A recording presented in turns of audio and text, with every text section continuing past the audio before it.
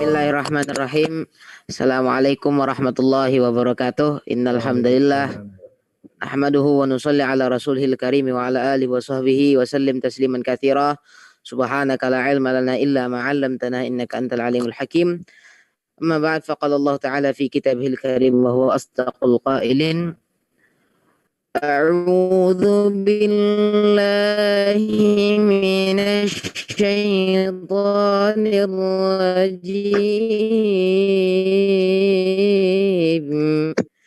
Qul hadu ilallah ala basiratin ana wa man ittaba'ani wa subhanallahi wa ma ana minal musyrikin.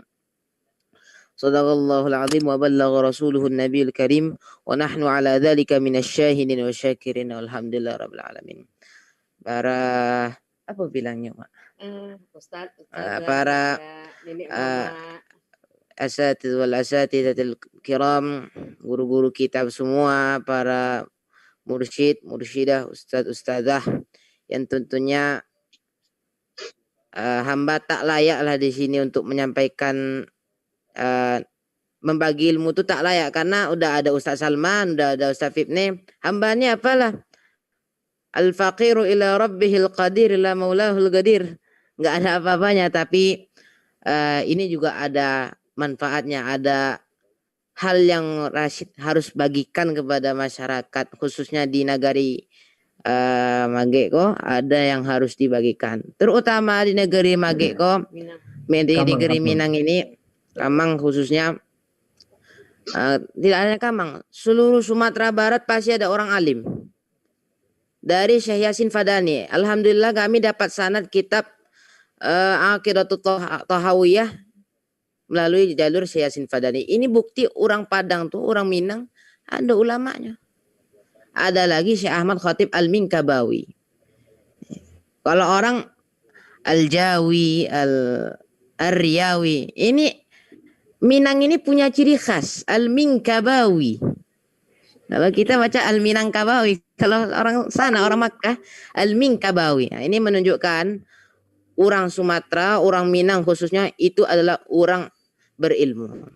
Orang berilmu. Sebagaimana dikatakan dalam adat basan di syara' basan di kitabullah. Kalau adat sudah sesuai dengan syara' bisyariah, maka syariat sudah sesuai dengan kitabullah dan sunnah Rasulullah. Ini sama yang dikatakan Nabi, alaikum bisunnati wa sunnati khulafair rasyidin. Berpegang teguhlah kalian dengan sunnah, dengan Quran dan sunnah para khulafaur rasyidin al-mahdiyyin. Khulafa rasyidin ataupun para khalifah pengganti Rasulullah yang cerdas, yang berilmu. Ini. Dan para hadirin pemirsa sekalian yang dirahmati oleh Allah sekalian, sebenarnya yang ditanya tadi bagaimana cara kiat sukses jadi da'i, itu sudah terwakili jawabannya oleh Ustaz Salman, Ustaz Fibni, yaitu dengan kasihlah apa kitab-kitab sirah apa. Tapi cuma satu yang Rasyid tambahkan, ajak dia bersama orang-orang soleh, orang-orang berilmu, karena dengan kami itu punya tradisi, setiap ulama itu punya tradisi. Kalau ada anak tuh, datang dia ke orang soleh, minta barakahnya, minta doanya. Apa? Supaya dia bisa menjadi ulama besar, bisa jadi da'i. Kun da'iyan lil khair. Jadilah orang yang mengajak kepada kebaikan. Kalau Rasyid sendiri kiatnya itu wabil khusus lingkungan sebenarnya. Lingkungan, pergaulan. Nah, sebagian kibar kita, ulama ustaz kita tadi itu sudah menyampaikan lingkungan. Contohnya gini, ini mau jadi dai, lingkungannya waliyadzubillah, lingkungan maksiat, lingkungan nggak usah disebutin lah, yang penting udah paham para sanak sadonya lah, paham lah itu lingkungannya cah cemano. Nah, gimana jadi dai kalau lingkungannya begitu? Wabil khusus orang tua sebenarnya. Orang-orang dekat, orang tua itu. Orang tua dukung jadi dai, bagus. Insya Allah besar dia jadi dai. Tahu saja jauh. Imam Syafi'i rahimahullah ta'ala itu ibunya dengan ikhlas melepas kepergian Imam Syafi'i. Ini ditulis oleh Dr. Tariq Suwaidan dalam buku beliau Al-Imam Syafi'i. buku yang memang menerangkan tentang kepribadian beliau. Ditulislah oleh Syekh Tariq Suwaidan itu dalam kitab beliau. Dituliskan, ketika Imam Syafi'i ingin menuntut ilmu, ibunya mendoakan dan ibunya mengikhlaskan. Nah, ini yang Rashid pikirkan itu begini. Ama-ama kini, kalau anaknya masuk pesantren, gimana keadaannya? Ikhlas atau tidak? Ikhlas nak anaknya menjadi ulama, dibiarkan jadi syekh. Kalau jadi Habib nggak bisa. Nah. Nggak bisa. Jadi kiai bisa, buya bisa. Ikhlas nak amaknya tuh. Sebab pernah ada dengar hikayat cerita-cerita, anaknya baru hari pertama masuk pesantren tuh, ibunya lah sibuk menelpon. Kabang, sehat ang. Cuma makan nang. Itu berarti tidak ikhlas dengan kepergian si anak tersebut. Tapi alhamdulillah Umi anak pribadi, Umi Rashid pribadi senang betul dunia. Senang mencari Rashid dekat dengan Quran, dekat orang soleh. Malah beliau mengorbankan segala jasadnya, segala ruhnya untuk anaknya. Karena tahu ini lebih berguna, ini lebih bermanfaat dibanding dengan hubud dunia, cinta dunia, dengan cinta dengan hal-hal yang berbau maksiat waliyadzubillah. Tapi Rashid sendiri bersyukur alhamdulillah punya ibu begini. Ini wabil khusus. Khususnya begini, karena sudah diwakili oleh Ustaz Salman, Ustaz Fibni jawabannya. Kasih kitab sirah, dibacakan setiap subuh, setiap apa. Yang penting lingkungan wabil khusus. Dan siapkan waktu hanya setengah jam saja bersama anak-anak di hadapan Al-Quran. Itu dia. Insya Allah. Dan bagi orang tua di kampung yang sibuk ke sawah, yang sibuk mencari nafkah, alangkah baiknya sekalipun kita tidak pandai membaca Al-Quran, tapi duduklah di hadapan Al-Quran, yang mana anak kita tersebut bisa membaca Al-Quran. Kita jangankan hanya membaca, mendengarkan saja kita mendapat. Wa idza quri'al Qur'anu fastami'u lahu wa ansitu la'allakum turhamun. Nak ba'a paham no, nak ba'a nak ngerti Quran tu, tapi mandanga anak membaca tu nak ba'a lah. Berpahala. Nan membaca berpahala, nan mandanga berpahala. Masya Allah. Kedua pahala sambung kepada Allah SWT. Ini saja, karena Rashid itu fakir sama ilmu, masih banyak harus berguru, harus banyak belajar. Apalagi di kampung ini, di Kamang TV ini rata-rata orang awak juga menonton sadonya. Tapi dari sini Rashid ingin mengingatkan, kalau mau jadi dai, kalau mau jadi dakwah, dekat dengan orang-orang soleh. Ibarat tukang parfum. Beginilah dalam hadis Nabi kan. Dalam hadis itu. Kalau mau begini hadisnya bilang gini. Kalau Rasulullah SAW bersabda, perumpamaan berteman dengan orang baik, berteman dengan orang elok, dan berteman dengan orang jahat. Jangan sangat jauh kali bedanya. Yang pertama, berteman dengan orang baik itu seperti berteman dengan orang yang menjual minyak wangi. Kalau kita berteman dengan orang menjual minyak wangi itu, yo wangi wana, kamanu-manu wangi, berjalan pun wangi, sampai naik motor pun wanginya pun masih. Ini berteman dengan orang baik itu seperti minyak wangi. Kalmis kerih dalam hadis. Atau kalau berteman sama orang jahat itu lebih bahaya lagi. Kayak orang pandai besi lah. Cemana gitu mencari orang pandai besi itu baunya wal'iyadzubillah. Nak terangkan lagi. Ini berteman dengan orang jahat. Berteman dengan orang yang tidak baik. Nah, inilah yang disampaikan guru-guru kita. Majelis khair, majelis yang baik, berteman dengan orang baik dan berteman dengan orang jahat. Itu wabil khusus. Itu saja Ustadz Aulia Rahman, Ustadz Salman, Ustadz Fitne. Hamba ini masih fakir. Tentunya hamba minta koreksi dari guru-guru para ustadz sekalian. Ambo tuh gugup sabananya tadi itu, gugup mana? Karena yang pertama ya orang kampung sadonya. Nan kedua Azhariyin. Orang-orang Azhar, orang-orang Azhar. LC, ambo apa? Ambo al-fakir, itu saja. Mungkin Umi Ambo bisa menambahkan seketik mungkin. Fadhal. Ini lanjutnya Ustaz? Ya, silakan Umi. Umi kita sapa dulu, ada penanya yang sudah masuk Umi. Oh ya. Selamat bergabung. Assalamualaikum Bapak Syafrizal Datuk Putih dan Bapak Arsyad. Terima kasih sudah bergabung. Sambil menyimak paparan narasumber, nanti bisa bertanya langsung kepada beliau. Masya Allah, kebetulan itu Mak Datuk kami itu di Mage itu yang baru masuk. Baik.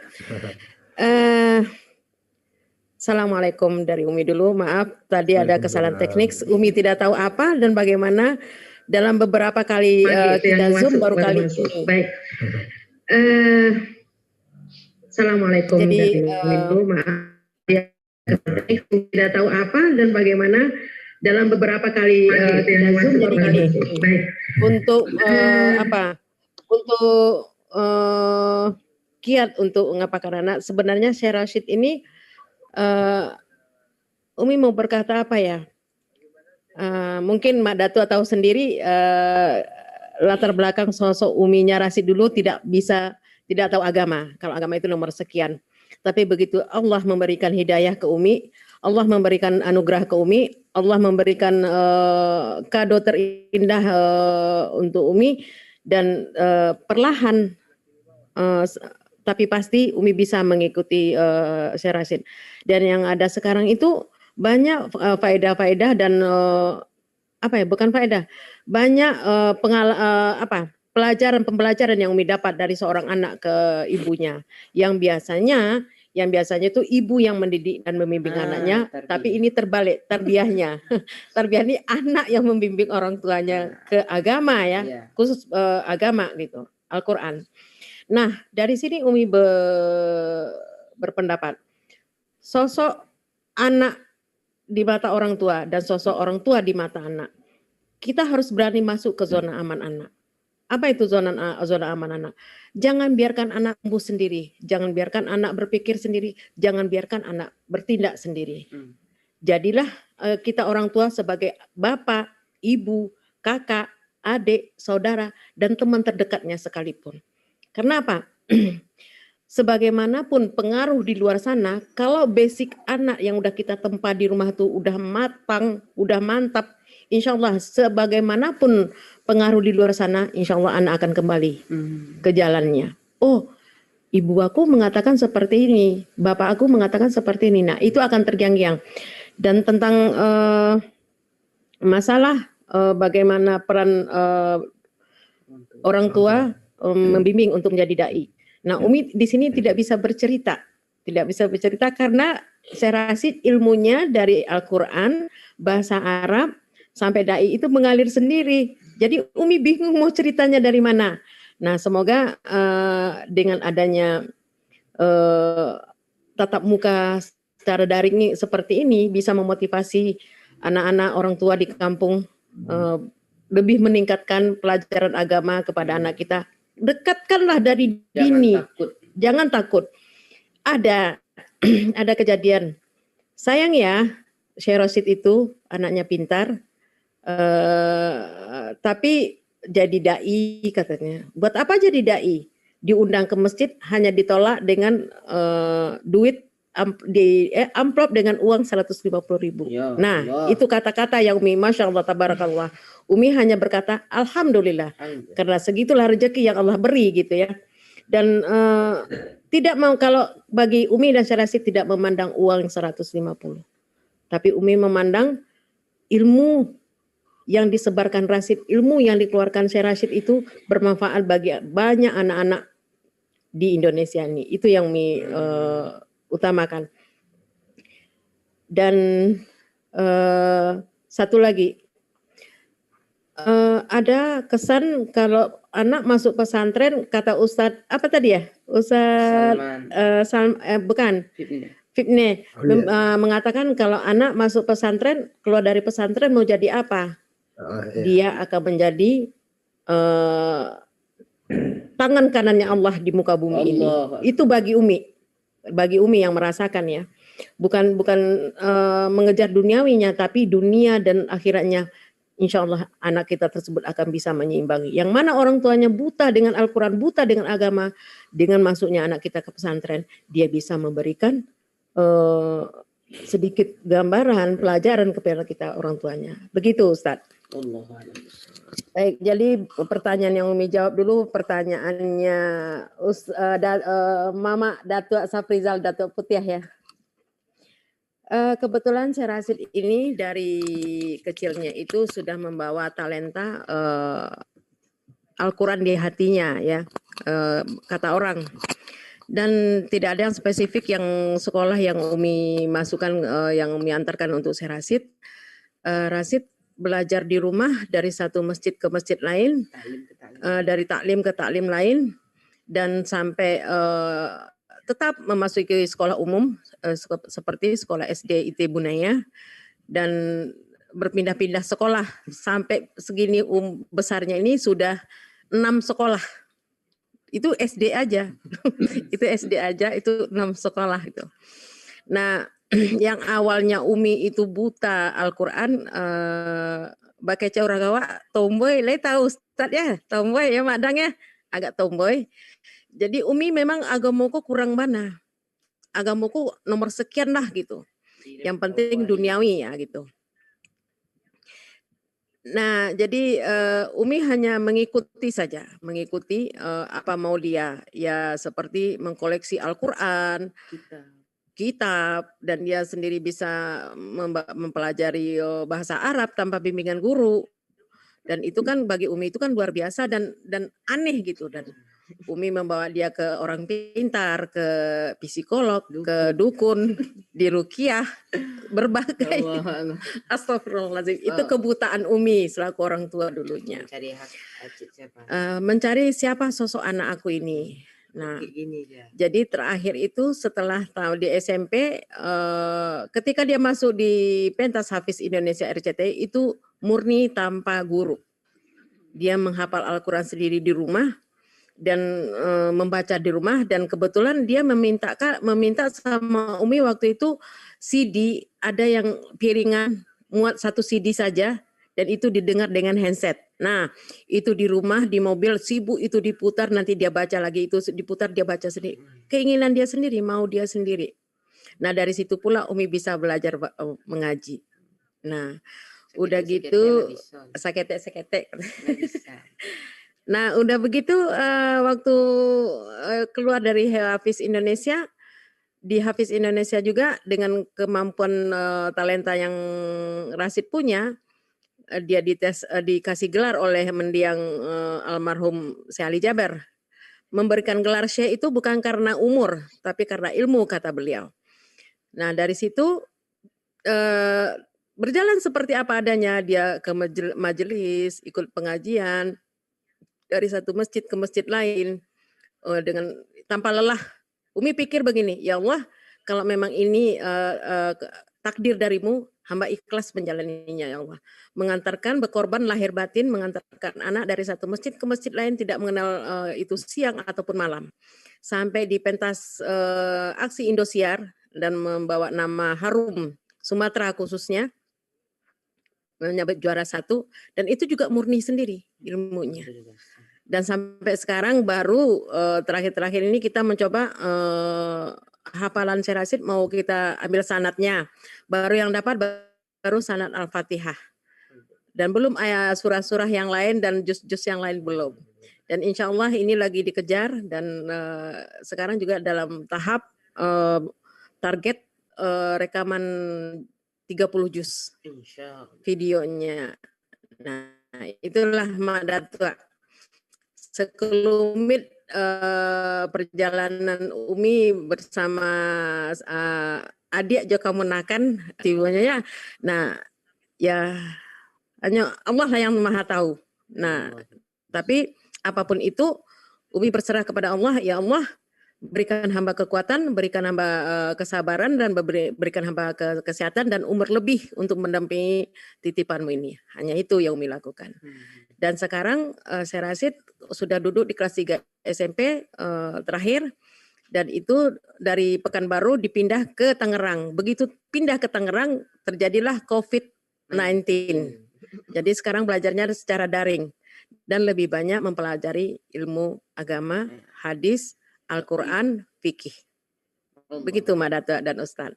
فاتحة كما نبه أسلافنا الصالحون إلى روح سيدنا وحبيبنا وشفيعنا وذخرنا مولانا محمد صلى الله عليه وآله وصحبه وسلم وعلى آله وأصحابه وذريته أجمعين ثم إلى روح ساداتنا آل بعلوي وأصولهم وفروعهم إلى روح سيدنا الإمام مهاجر إلى الله أحمد بن عيسى وأصولهم وفروعهم إلى روح سيدنا الأستاذ الأعظم الفقيه المقدم محمد بن علي بعلوي وأصولهم وفروعهم ثم إلى روح آبائنا وأمهاتنا وجدنا ومشايخنا ولسائر المسلمين والمسلمات والمؤمنين والمؤمنات الأحياء منهم والأموات أن الله يرفعهم أن الله يعلي درجاتهم في الجنة وينفعنا بأسرارهم وأنوارهم وعلومهم ونفاحتهم في الدين والدنيا والآخرة. الفاتحة وأثابكم الله.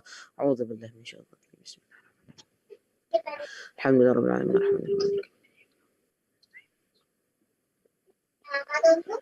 آمين. بسم الله الرحمن الرحيم. الحمد لله رب العالمين. اللهم صل على سيدنا محمد في الأولين والآخرين وصل على سيدنا محمد في الأولين والآخرين وصل على سيدنا محمد حتى ترث الأرض ومن عليها وأنت خير الوارثين.